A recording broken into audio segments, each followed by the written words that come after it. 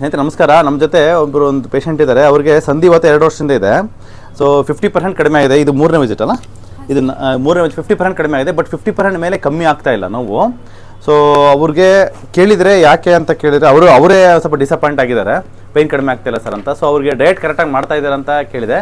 ಮಾಡ್ತಾ ಇದ್ದೀನಿ ಸರ್ ಅಂದ್ರೆ ಕರೆಕ್ಟಾಗಿ ಮತ್ತೆ ಇಂಡಿವಿಜುವಲಾಗೆ ಕೇಳ್ಬಿಟ್ಟು ಕ್ವಶನ್ ರೈಸ್ ಮಾಡಿದೆ. ಕಾಫಿ ಕುಡಿತಾ ಇದ್ದಾರೆ ತಾನೆ ಅಂತಂದರೆ ಕಾಫಿ ಕುಡಿತಾ ಇದ್ದೀನಿ ಅಂತ ಅಂದರು. ಎಸ್ ಅಂತ ಅಂದರು. ಬ್ಲ್ಯಾಕ್ ಕಾಫಿ ಕುಡಿತಾ ಇದ್ದೀನಿ ಸರ್ ಅಂತ ಅಲ್ಲಿ ಪ್ರಾಬ್ಲಮ್ ಬಂದು ಮಿಲ್ಕ್ದು ಪ್ರಾಬ್ಲಮ್ಮು, ಸಕ್ಕರೆ ಬೆಲ್ಲ ಅದೇನಂತಾರೆ ಅವೆರಡರದ್ದು ಪ್ರಾಬ್ಲಮ್ಮು, ಮತ್ತು ಕಾಫಿ ಪುಡಿದು ಪ್ರಾಬ್ಲಮ್. ಯಾಕಂದರೆ ಕಾಫಿ ಪುಡಿ ಬಂದು ಬಾಡಿಲಿರ್ತಕ್ಕಂಥ ಈ ಕೆಫಿನ್ ಲೆವೆಲ್ ರೈಸ್ ಮಾಡಿಬಿಟ್ಟು ನಮ್ಮ ಬಾಡಿಲಿರ್ತಕ್ಕಂಥ ಬೋನ್ಸಲ್ಲಿರ್ತಕ್ಕಂಥ ಕ್ಯಾಲ್ಶಿಯಮ್ ಆ್ಯಂಡ್ ಮೆಗ್ನೀಷಿಯಮ್ನ ತೆಗೆದು ಮೆಗ್ನೀಷಿಯಮ್ ಸ್ಟೀಲಿಂಗ್ ಮಾಡುತ್ತೆ ಯೂರಿನಲ್ಲಿ ಮತ್ತು ಮೋಷನಲ್ಲಿ ತೆಗೆದು ಆಚೆ ಹಾಕುತ್ತೆ. ಬೋನ್ಸು ಮತ್ತು ಜಾಯಿಂಟ್ಸ್ ವೀಕ್ ಇರುತ್ತೆ. ಮೆಗ್ನೀಷಿಯಮ್ ಕಡಿಮೆ ಆದರೆ ಇಮ್ಯುನಿಟಿನೂ ಕಡಿಮೆ ಆಗುತ್ತೆ. ಮತ್ತು ಅದು ಬಾಡಿಲಿ ಇನ್ನೂ ಇಮ್ಯುನಿಟಿ ಕಡಿಮೆ ಆಗೋದು. ಇದು ಬೇಸಿಕಲಿ ಇಮ್ಯುನಿಟಿ ಆ್ಯಂಡ್ ಗಟ್ ಕಾಯಿಲೆ ಸಂಧಿವಾತ ಅನ್ನೋದು ಹಂಗೆ ಜಾಸ್ತಿ ಆಗುತ್ತೆ.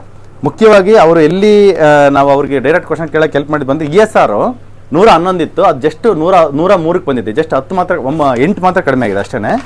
HSCRP ಅನ್ನೋದು 50 ಇತ್ತು, 49 ಬಂದು ಒಂದೇ ಒಂದು ಪಾಯಿಂಟ್ ಮಾತ್ರ ಕಡಿಮೆ ಇದೆ.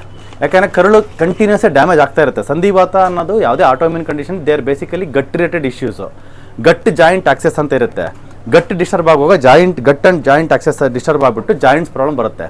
ಜಾಯಿಂಟ್ಸ್ ಪೇಯ್ನ್ ಬರ್ತಾ ಇದೆ ಅಂದರೆ ಜಾಯಿಂಟ್ಸಲ್ಲಿ ಪ್ರಾಬ್ಲಮ್ ಇಲ್ಲ, ಅದು ಕರಳದ ಪ್ರಾಬ್ಲಮ್ಮು. ದಯವಿಟ್ಟು ಅರ್ಥ ಮಾಡಿಕೊಂಡು ಕಾಫಿ ಟೀನ ಸಂಧಿವಾತ ಇತ್ತು ಅಂದರೆ 100% ಬಿಡಬೇಕು. ಬಿಟ್ಟು ನೀವು ಆಮೇಲೆ ಬಾಡಿಲಿ ಆಗ್ತಕ್ಕಂಥ ಮ್ಯಾಜಿಕ್ನ ನೋಡಿ ಸ್ನೇಹಿತರೆ. ಸೊ ನನ್ನ ಕಡೆಯಿಂದ ಹೇಳ್ತಕ್ಕಂಥ ಒಂದು ಸಿಂಪಲ್ ಉದ್ದೇಶ ಬಂದು no coffee tea, either black coffee or black ಟೀನೂ ಬೇಡ. ಸಂಧಿವಾತ ಕಂಪ್ಲೀಟ್ ಕ್ಯೂರ್ ಆಗೋವರೆಗೂ ಬಿಟ್ಬಿಡಿ. ಬಾಡಿ ಪೂರ್ತಿ HSCRP ESR ನೆಗೆಟಿವ್ ಬರಲಿ.